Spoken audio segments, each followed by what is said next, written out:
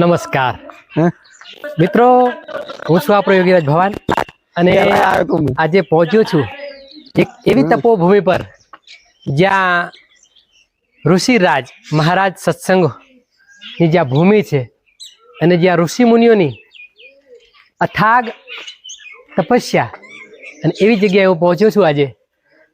અને અહીંયા પહોંચતાની સાથે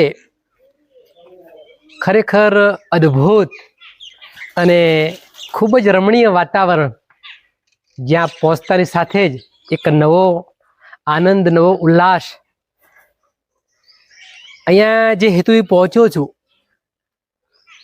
એ તો બરાબર છે, પણ આજે મને સાથે સાથે શ્રી તખતેશ્વર મહાદેવના દર્શન થયા છે. સાથે સાથે સંકટમોચન હનુમાન દાદા અને સરસ મજાની પાવન ભૂમિ એટલે કે વરસોડા સ્ટેટ, ત્યાંની પાવન ભૂમિ પર અને માં સાબરમતી જ્યાં વહે છે એ સાબરમતીના સાનિધ્યમાં સરસ મજાની રમણીય જગ્યા પર અહીંયા હું આવ્યો છું એક ઇન્ટરવ્યૂના માધ્યમથી. તો એવા સરસ મજાના એક કલાકાર મને અહીંયા મળ્યા છે, જે ગિરીશ પુરાણી જેમનું નામ છે. તો આવો મિત્રો, આ તપોભૂમિ પર એમને મળીએ અને એમના જોડે સરસ મજાની મારે વાતો કરવી છે. વાતો કેવી? એમના સંઘર્ષ વિશે, એમની મહેનત વિશે અને એમની કારકિર્દી વિશે. તો આવો મળીએ એવા સરસ મજાના કલાકારને. પણ એ પહેલાં મારા દર્શકોને મારે થેન્ક યુ કહેવું પડે. થેન્ક યુ એટલા માટે કે અવિરતપણે એમનો સાથ અને સહકાર મને મળ્યો છે, એ બદલ ખૂબ ખૂબ આભાર. જય ભારત, જય હિન્દ. તો બન્યા રહેજો, આપણે મળવું છે એવા સરસ મજાના કલાકાર એટલે ગિરીશ પુરાણી. જય માતાજી, ભવાની યોગીરાજના. તો આપણને મળી ગયા છે સરસ મજાના કલાકાર ગિરીશભાઈ પુરાણી. મહાદેવ હર. મળીએ અને વાતો કરીએ. જય માતાજી, મહાદેવ હર. મહાદેવ હર, મહાદેવ હર. ગિરીશભાઈ, તમને મળવાની ખૂબ જ આતુરતા હતી અને આજે ખરેખર મળવાનું થઈ ગયું છે. તો પ્રથમ તો મારો પરફેક્ટ એક સવાલ હોય છે જ, જે મારા ચાહકોનો સવાલ છે કે ગિરીશભાઈ એમનો પરિચય એમના મોઢે આપે. તો સરસ મજાનો પરિચય તમારા માટે આપણે દર્શકોને આપો જરા. નમસ્કાર મિત્રો, હું છું આપનો ગિરીશ પુરાણી, એક્ટર, રાઇટર અને સિંગર. અને ગાંધીનગર જિલ્લો અને તાલુકો માણસા અને વરસોડા સ્ટેટ એ મારું વતન છે. અહીંયા આ વતનમાં રહીને એક્ટિંગના ક્ષેત્રે મેં ઘણા બધા સંઘર્ષ કરી અને ખૂબ આગળ વધવાના ખૂબ પ્રયત્નો કરેલા છે. તેમજ આ રમણીય સ્થાન ઉપર આવી અને મેં અનેક એક્ટિંગો શીખવાના પ્રયત્ન કર્યા છે. અને આજે યોગીરાજભાઈના માધ્યમથી ગુજરાતી રંગમંચમાં આજે હું એમને મળી રહ્યો છું અને એ મારા સંઘર્ષ વિશે અને મેં કરેલી મહેનતો વિશે આજે એ મારું પ્રેક્ષકોની નજર સામે મારું ઇન્ટરવ્યૂ લઈ રહ્યા છે. એ વાતનો મને ઘણો આનંદ છે અને મને આજે ગુજરાતી રંગમંચના યોગીરાજ સાહેબને મળીને ખૂબ ખૂબ આનંદ થયો છે. આભાર. બહુ સરસ વાત કરી સાહેબ. ગિરીશભાઈ, જેમ આ તમારી જર્ની વિશે આજે લોકોને જણાવવું છે, દરેક કલાકારોની જર્ની હું જણાવું છું યુટ્યુબના માધ્યમથી ને લોકો સુધી પહોંચાડું છું. પણ આજે તમને મળવાનું એક અલગ કારણ છે કે જર્ની તો જણાવી છે, પણ વરસોડા સ્ટેટ એક ખરેખર આગવું એક સ્થાન છે જ્યાં રમણીય મંદિરો, ત્યાં રાજા રજવાડાની હવેલીઓ, માં સાબરમતી ત્યાંથી પસાર થાય છે. આવી જગ્યા, રમણીય જગ્યાએ તમારો એક જન્મ થયો છે. તો સર, તમે કલાકાર છો. કલાકાર કેવા? જાબાજ, ટેલેન્ટેડ ને સંઘર્ષવાન. અને એમાં રાઇટર, સિંગર અને હેઝ એ એક્ટર, એ ત્રણ વસ્તુઓ તમારામાં ઇન્વોલ્વ છે. તો સર, આ લાઈનમાં આવવાનું ક્યાંથી થયું અને કેવી રીતે થયું? એકચ્યુઅલી અમે લોકો જ્યારે અભ્યાસ દરમિયાન અમે અભ્યાસ કરતા એ વખત સુવિધાઓની બહુ બધા અભાવો જણાતા.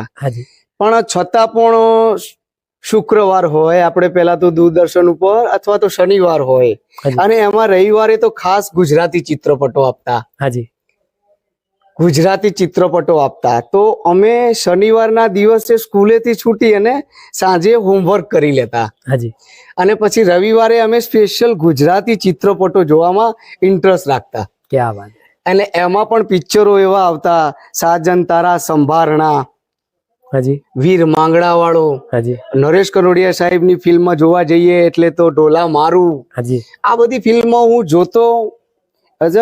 સિંગરનું અને ગાવાનું તો મારા વારસામાં હતું. ક્યાં વાત હે. હા, મારા બાપુજી ને બધા ભજન ના સત્સંગો બધા કરતા. બીજા મારા મોટા ભાઈ છે એ પણ ગાતા. હાજી આ તો વારસામાં હતું. મોટા ભાઈ તો લગભગ 10મા ધોરણમાં 5મા ધોરણમાં અભ્યાસ કરતા ત્યારથી ક્યાં વાત હે. એમના સ્વરે સરસ્વતીમાં બિરાજમાન હતા. વાહ. જેઓનું નામ ભગવતભાઈ છે. એ બહુ સરસ એમનું ગળું છે અને એમનો કોકિલ કંઠ પણ છે. હાજી ત્યારબાદ મને એક એવો ઇન્ટરેસ્ટ કે હું ગુજરાતી પિક્ચર જોઉં તો નરેશ કનોડિયા સાહેબના ફિલ્મો જોવાનું મને પહેલાથી વધારે પસંદ. ક્યાં વાત હે. બહુ જ પસંદ. ઢોલા મારું, સાજન તારા સંભારણા, અનેક ફિલ્મો, વીર ભાતીજી, બધી એમની ફિલ્મો તો એ તો મેગા મિલિયન સ્ટાર છે. એમની ફિલ્મો તો એમના તો આપણે શું વખાણ કરવા. પણ બહુ એવું મનમાં એક ધ્યેય હતો મારો કે નહીં, મારે આ એક્ટિંગ કરવી છે. પણ સિચ્યુએશન આપણી જવાબદારી એવી કે મમ્મી પપ્પા પણ ખેતરમાં કામ વર્ક કરતા હોય. મારા ખાસ મિત્ર એટલે ગિરીશભાઈ પુરાણી અને એમના વિશેષ બા અને બધાએ આજે પ્રેમથી મને જે આવકાર્યું છે ઇન્ટરવ્યુમાં અને સરસ મજાના બાજરાના રોટલા અને શાક અને પાપડની સરસ મજાની વાનગી બનાવી છે અને ખરેખર ખૂબ જ પ્રેમાળ અને આનંદવાળી વસ્તુ છે આજે કે એમના ઘરે આજે મને ભોજન કરવાનો મોકો મળ્યો છે. તો ખરેખર અને તેમને નમન કરીને અહીંયા અમે ભોજન આરોગ્યું છું. તો ગિરીશભાઈ પુરાણી સાહેબના માતાશ્રી એમના વિશે આપણને બે શબ્દો કહેશે. તો બા આજે આટલા સરસ મજાના કલાકાર છે તો એમના વિશે શું કહેવું છે તમારે? બહુ ભાવિક, મારા નાનપણમાંથી એનો ઉત્સાહ હતો અને એને મા બાપની સેવા, વડીલોની સેવા, હાજી બધાનું મૌન રાખી અને એને ઉત્સાહ અમારા ઘરમાં એમના આયા ચેડે બહુ અજવાળો થયો છે અને હજુ અજવાળો થાય એવી હું આશા ભગવાન ભોળાનાથ તને રાખું છું. દરેક મા બાપની આશા હોય છે કે સારી પ્રગતિ કરે, સારું નામ કરે અને તમારો પણ આગળ ભાવ વધે, છે.